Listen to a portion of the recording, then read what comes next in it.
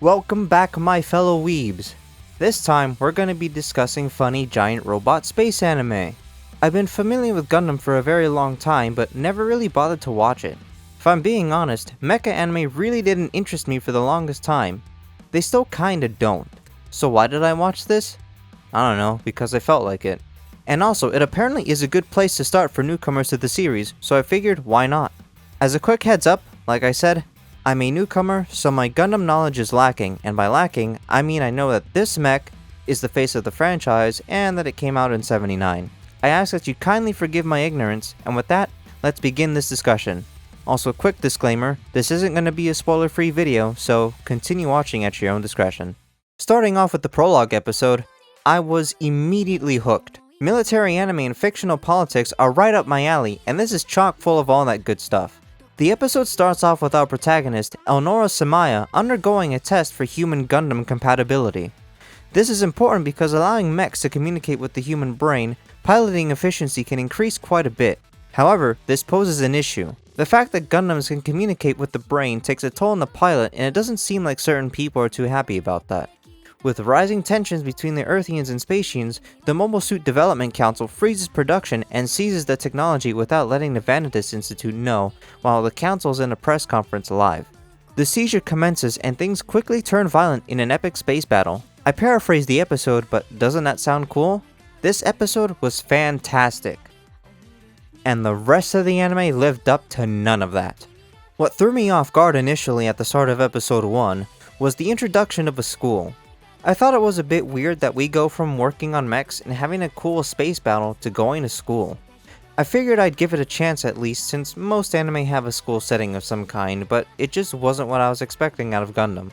I've seen screenshots and clips of other Gundam anime, and from what I've gathered, a school would have been the last place I expected one to take place at. Thankfully, the school setting itself wasn't much of a focus, but just used as a gathering place for the characters, so it wasn't that big of a deal. I do see the in-universe purpose though. We are shown that the characters are getting taught how to be pilots, even if only an episode or two kinda shows us. The next point I'd like to bring up are the characters, specifically Suletta and Miorina. Starting off with Suletta, I found her to be a little bit insufferable. Honestly, the only good thing I can really say about her is that she looks cute, but that's it. What really bothered me most about her is how she acted like a coward throughout most of the anime. Every encounter she had, be it friendly or unfriendly, resulted with her literally hiding behind someone's back, or attempting to run away if there was nowhere to hide. She responded better to friendly interactions though, but was still scared. Her constant stuttering in her speech was also annoying, but that's just me nitpicking at that point. Like, I get it. People are scary and confrontation isn't fun, but sometimes you just have to suck it up. Maybe the reason I don't like her is because I see myself in her. Miorina started off as a bitch, for lack of better terminology. She's absolutely a tsundere with more tsun than dere. Her heated personality did have its positives though.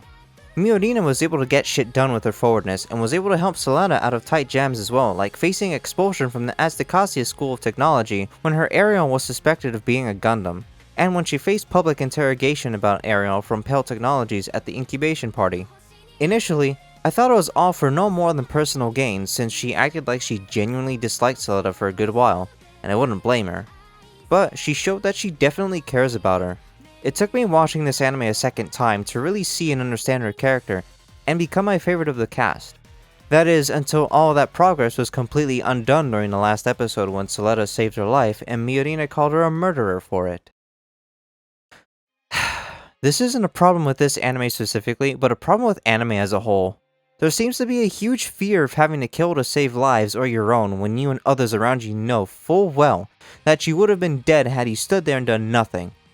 I mean, I know taking a life isn't a whatever kind of thing that anyone does, it's a big deal. But I would have been extremely grateful for anyone who had saved my life in this situation. Am I the fucked up one? Am I just supposed to accept death? There isn't room to consider whether or not you have the moral high ground here. You're either dead or you're not. Everybody else in the cast are alright characters. No one was really as fleshed out as Suletta and Miorina, so there's not too much to say about them. Guel Jaturk started off as a bit of a pompous prick, but was humbled later on, which led to some decent character development. He didn't really feel that important overall though. Elnora Samaya, or Prospera Mercury, had an interesting change of personality after the Prologue episode, and had some intriguing moments throughout the anime, but not much else went on with her either.